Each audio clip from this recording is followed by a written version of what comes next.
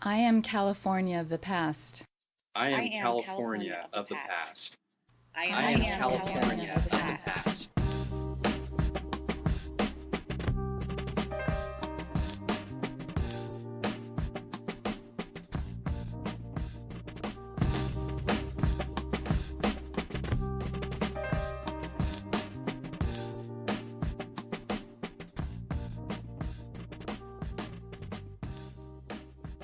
Hello, I'm Bill Gonsalves. I'm 79 years old, and I've lived in California for 60 years, and in the Hayward area for about 25. And I consider myself a very fortunate young fellow. And many of the exciting life experiences I've had and rewarding opportunities have come about, particularly from my background and from my environment, of course, in this Hayward area. Many of these benefits have come from the fact that I've lived actually within two wonderful cultures at the same time. The good fortune of being born an American, but within a family structure steeped in Portuguese culture. Being part of the first generation born in the United States of Portuguese immigrants gave me this opportunity to be both an American and a loose American. The term loose American is applied to anyone who's in that status. Luso is a term coming from the old geographic name of Portugal, Lusitania. My parents, Mauricia Coster and William Gonsalves, as they pronounce it there, immigrated separately to this country from Madeira Island, Portugal, a small island off the coast of Portugal and Africa, in the early 1900s. And they settled in the old whaling town of New Bedford, Massachusetts, where there were hundreds, thousands of other Portuguese immigrants. My parents came over during the next wave of immigration, which was to work in the cotton mills that replaced the whaling industry. And they came over separately, but they met, were married, and I was the oldest of five children. We were poor, but didn't know it because everybody else was poor. And we were struggling, but so was everybody else. Went to Catholic church, so did everybody else. It was a very tight community. And it seemed that everybody had the same high standards. Work hard, be honest, and value your family, your church, your education, your community, your heritage, and be grateful for everything that was being offered in this wonderful country. And when you could, give some of it back.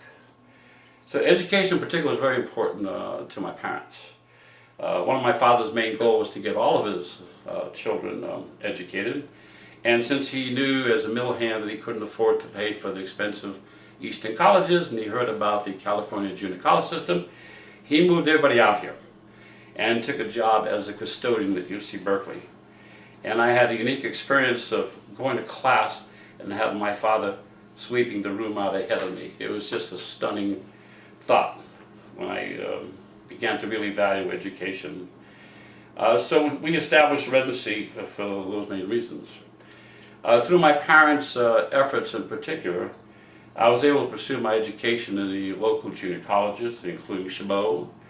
I graduated from UC Berkeley in a field of anthropology major, and after a 3-year stint in the U.S. Army, I was able to complete my teaching and administrative credentials at Cal State Hayward, eventually working as a social studies and a French teacher, counselor, principal of Bret Harte Junior High School in Oakland, and then Oakland Technical High School. So moving out to California wasn't much of a cultural shock, since we moved from one solid Portuguese community to another solid Portuguese community, very similar, with the same traditions, the same community events, and religious and social organizations that we had grown up with in the East. For example, we had, and we still have locally today, many of the Holy Ghost festivals, events that include the crowning of the queens at the church and the feeding of silverfish food for the community.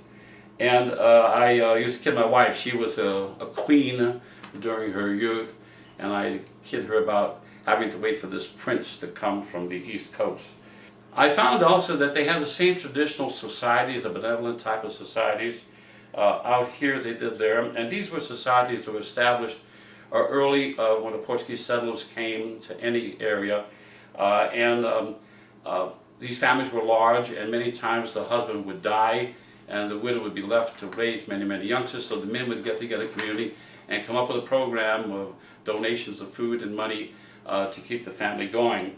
And so it was this situation, this society that brought on the Portuguese, later Portuguese small insurance companies. And these companies also had other segments such as an educational component. And I became involved with that very, very early. In fact, for 40 years, I assisted with the scholarship program. We gave scholarships to youngsters in high school. And you didn't have to be Portuguese, you just applied, and if you were deserving, you got a scholarship, and especially emphasizing students who were in financial need. Then that was very gratifying, and then I became Vice President of Education. We instituted, back in 1998, a program to have youngsters experience what college might be like, to get them in the mood to be thinking of their future. My wife, as a school teacher, came home one day and told me, as principal, that she had 12th graders coming to her saying, I decided I want to go to college, what should I take? And my wife said, you should be thinking of that earlier. So we thought about that and thought about the need, and so from then on we started a program to take about 30 youngsters per year, from the youngsters who were in the 7th grade up through the 11th grade, and actually take them to a college during the summertime, and they live there for at least a week. They see what it's like to live in dorms. We brought our own mentors, which were college students who had experienced all of that, and the main emphasis was to get them to understand what do you need to do to prepare and get yourself ready to experience some kind of higher learning beyond high school.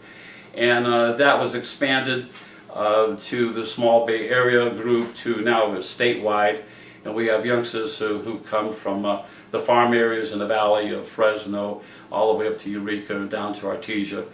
And that program is still going. It's a different college every year. We've been to Stanford, Cal State.